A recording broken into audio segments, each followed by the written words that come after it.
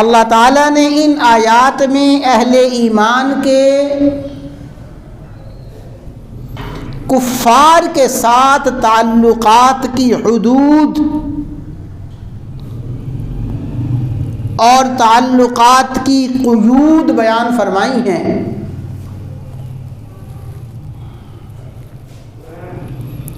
یہ بات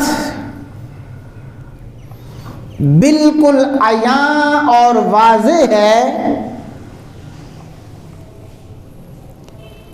کہ مسلمان جس معاشرے میں بھی بستے ہوں اس معاشرے میں یقیناً دوسرے مذاہب کا وجود یقیناً ہوتا ہے اور رہا ہے۔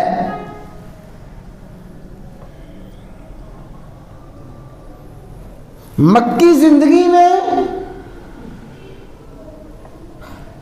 جب مسلمان مکہ مکرمہ میں بستے تھے تو اسی مکہ کی سرزمین پر اور اسی معاشرے میں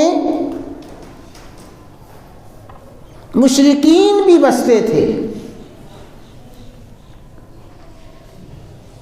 مدنی زندگی میں جہاں مدینہ منورہ میں مسلمان بستے تھے، مسلمان مدینہ منورہ میں قیام پذیر تھے، اسی مدینہ منورہ میں یہود بھی بستے تھے، نصارہ بھی بستے تھے، اور پوری اسلامی تاریخ اور اسلامی معاشرہ ایسا ہی رہا ہے، اور آج بھی اسلامی معاشرہ ایسا ہی ہے کہ مسلمان امت کے ساتھ، اہل ایمان کے ساتھ دیگر مذاہب بستے ہیں۔ ہمارے وطن عزیز میں اسلامی جمہوریہ پاکستان میں اگرچہ یہ اسلامی جمہوریہ پاکستان ہے، اس اسلامی ملک میں عیسائی بھی بستے ہیں، سکھ بھی ہیں،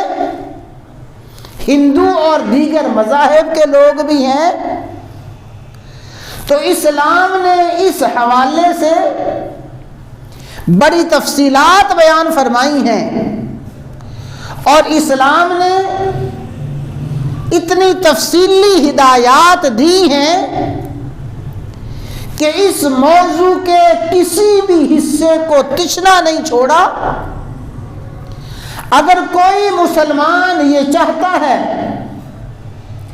کہ میں اس معاشرے میں غیر مسلموں کے ساتھ کیسے زندگی بسر کروں، میرے لیے اسلامی ہدایات کیا ہیں، قرآن و سنت کی رہنمائی میرے لیے کیا ہے، تو جس طرح اسلام نے انسانی زندگی کے ہر شعبے میں انسانیت کی رہنمائی کی ہے، زندگی کا یہ اہم شعبہ امت مسلمہ اور کفار کے باہمی تعلقات کیسے ہونے چاہیے،